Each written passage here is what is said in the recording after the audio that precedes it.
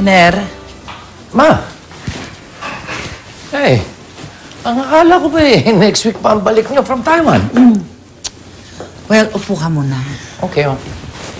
Yeah.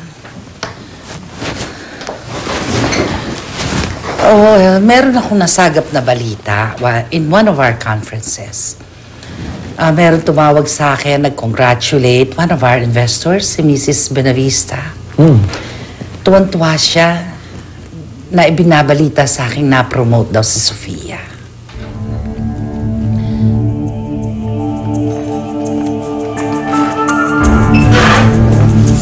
Ma'am, kamusta naman po yung lakad nyo?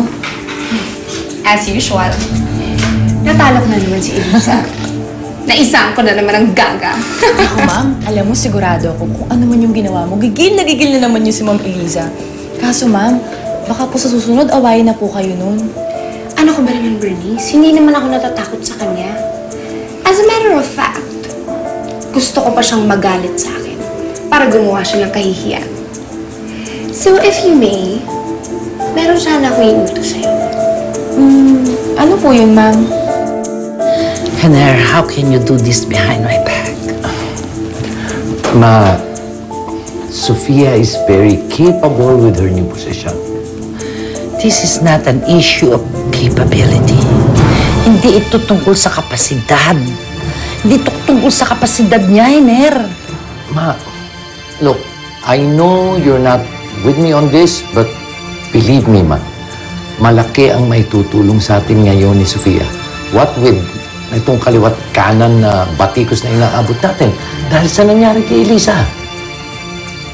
Are you blaming Elisa for all that's been happening? You know, for all I know, it is Sofia. Si Sofia ang promotor ng kamalasan ng sa buhay natin ngayon, Hener. You just don't wanna listen to me. That girl is poison. Lason siya na nakasisira at nakapipinsala sa ating kumpanya. Mark my word, Hener. You will regret. One day, you will regret having her back into our lives. And you'll be very, very sorry. Anak, sige na, ubusin mo itong pagkain mo. Hindi pwedeng hindi. Oh. Mami, ako pa po kumain. Di naman po ako gutom eh. Gusto ko po si Daddy. Anak, paano mo naman masasabing hindi ka gutom? Eh, wala ka pa namang kinakain buong araw. Basta, Mami, gusto ko po si Daddy. Mami, hanapin niyo po si Daddy. Sige na, anak. Bakit ayaw mong kumain? Gusto mo magalit sa'yo ang daddy? Daddy? Dapat maintindihan ni Michael that you're under lots of stress.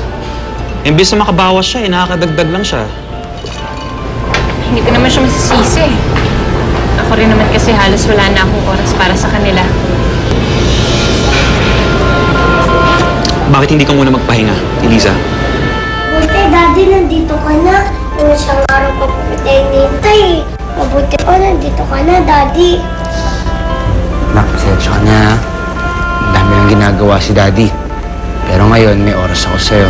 Maasikaso kita. Ako nang papakain kay Georgie. Salamat.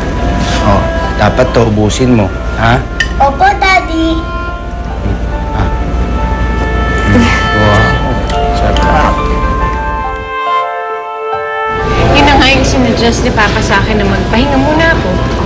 Pero ewan ko ba natatakot ako eh. Baka mamaya kung anong gawin ni Sofia sa pinaghirapan ni Papa at ni Lola Amanda. I understand. Pero kung di mo iniwan ang trabaho mo, paano na pamilya mo? Handa ka na ba na tuluyan ng masira ang relasyon niyo ni Michael?